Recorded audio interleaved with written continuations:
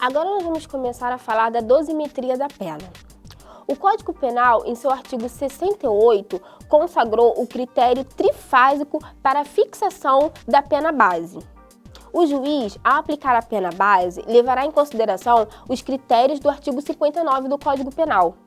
Na primeira fase, o juiz considera as circunstâncias judiciais, que são a culpabilidade, que refere-se ao grau de reprovabilidade da conduta, as condições pessoais do agente e as características do crime. Na segunda fase, o juiz aplica as circunstâncias agravantes e atenuantes genéricas.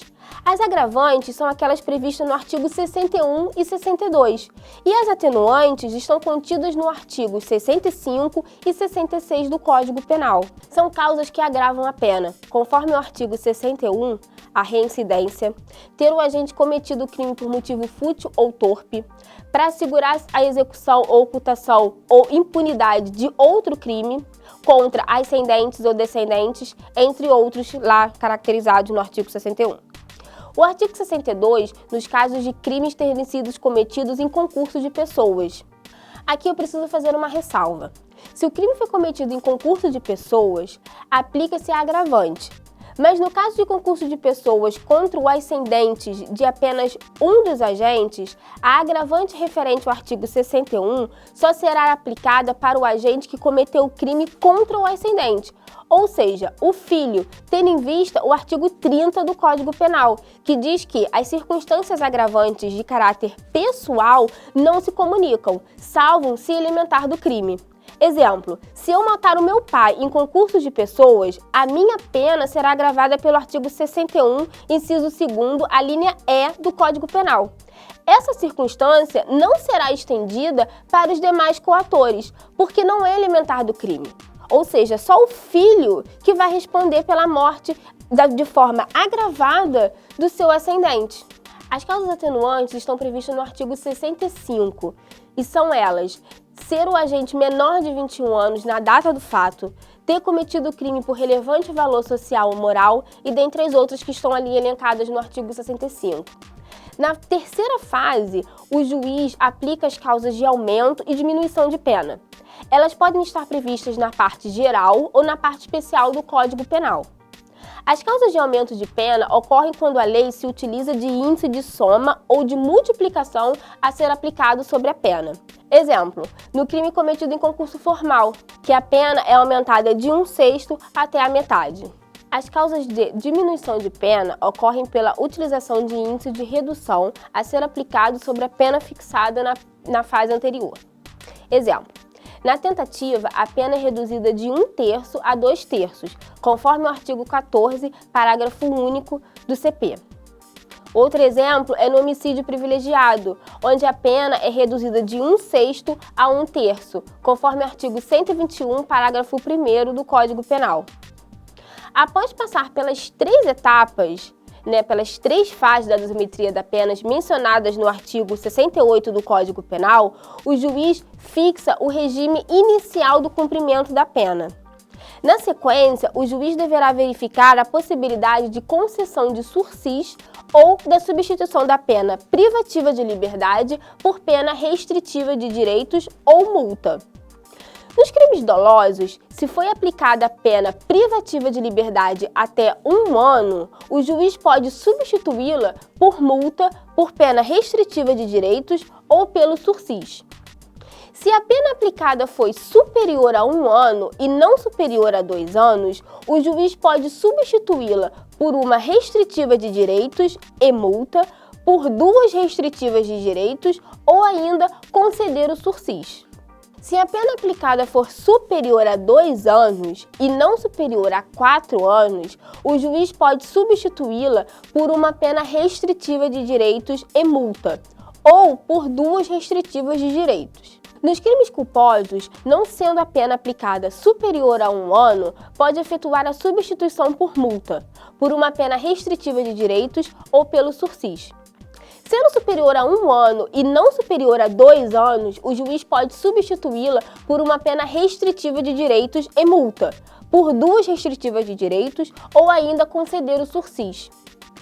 Qualquer que seja o total da pena privativa de liberdade aplicada, desde que superior a 2 anos, o juiz pode substituí-la por uma pena restritiva de direitos e multa ou por 2 restritivas de direito. Agora nós vamos começar a falar do concurso de crimes. Quando uma pessoa pratica 2 ou mais infrações penais, estando diante do concurso de crimes que, nos termos do artigo 69 a 71, pode ser de 3 espécies: concurso material, concurso formal e crime continuado. No artigo 69 do Código Penal, temos o concurso material, quando o agente, mediante 2 ou mais ações ou omissões, comete 2 ou mais crimes, idênticos ou não. O concurso material pode ser homogêneo, quando os crimes praticados forem idênticos. Exemplos: 2 roubos, ou heterogêneos, quando os crimes forem distintos. Exemplos: homicídio e estupro. As penas dos crimes são aplicadas cumulativamente. As regras do concurso material não se aplicam no caso do crime ter sido cometido na forma continuada. No artigo 70 do Código Penal, temos o concurso formal. Ele ocorre quando o agente, mediante uma única ação ou omissão, pratica 2 ou mais crimes. Nesse caso, se os crimes forem idênticos, ou seja, homogêneos, será aplicada uma só pena, aumentada de 1/6 até a metade. Exemplo: agindo com imprudência, um agente pratica um acidente de trânsito, causando a morte de 2 pessoas. Nesse caso, ele teve uma única ação e ele causou 2 crimes, ou seja, 2 homicídios. Ele vai pegar essa pena e vai ser aumentada de 1/6 até a metade, ou seja, ele não vai responder 2 vezes pelo crime do homicídio. Ele vai responder pelo homicídio aumentado de 1/6 até a metade, referente à pena do outro crime. Se, entretanto, o concurso for formal heterogêneo, o juiz aplicará a pena mais grave dos crimes. Exemplos: em um só contexto, o agente profere várias ofensas que caracterizam injúria e calúnia contra uma pessoa. Nesse caso, o juiz aplicará a pena da calúnia, porque o crime de calúnia é um crime mais grave. A pena do crime combinado ao crime de calúnia é maior do que o crime de injúria.